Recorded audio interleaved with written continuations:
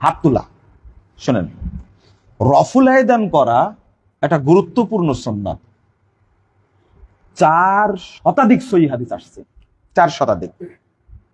সালাতে শুরু করার সময়, রুকুতে যাওয়ার সময় এবং রুকু থেকে ওঠার সময়। কোন জায়গায়? 3 জায়গা হলো। আর এক জায়গা হলো যখন তাশাহুদ থেকে উঠবে, তৃতীয় রাকাতের জন্য বা মানে দ্বিতীয় রাকাতের জন্য, তৃতীয় রাকাতের জন্য যখন উঠবে, তখন কি?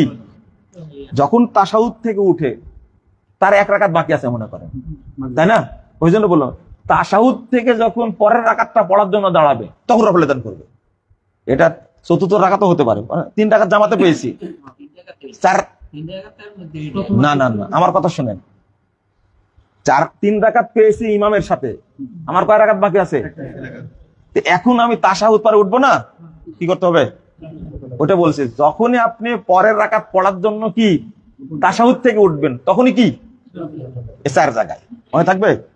রফুল আয়দান করলে প্রথমত রাসূল সাল্লাল্লাহু আলাইহি ওয়াসাল্লাম রফুল আয়দান করেছেন, সাহাবায়ে কেরাম রফুল আয়দান করেছেন, তাবেঈন ইজম রফুল আয়দান করেছেন, আমিও করব।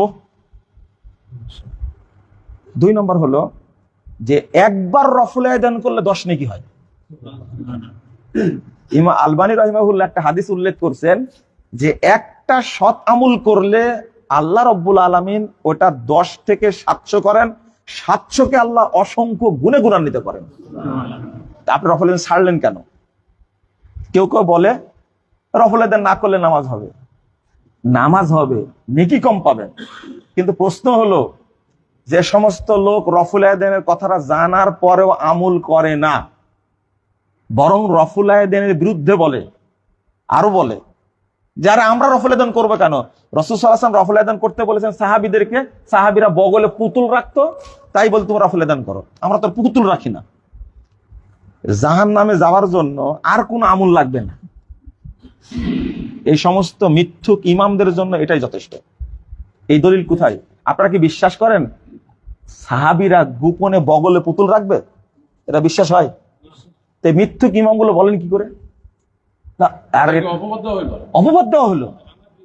ওই জন্য বললাম যে জাহান্নামে যাওয়ার জন্য আর কোনো আমল না হলে হবে, শুধু এতই তো যথেষ্ট। সাহাবীদের উপর অপবাদ দিছে, যে সাহাবীরা মূর্তির বিরুদ্ধে জীবন দিয়েছে, আর তাদেরকে বলছে নামাজের মধ্যে গোপনে পুতুল রাখে। এটা তো মিথ্যাচার। প্রথমত এই কথার কোনো দলিল নাই।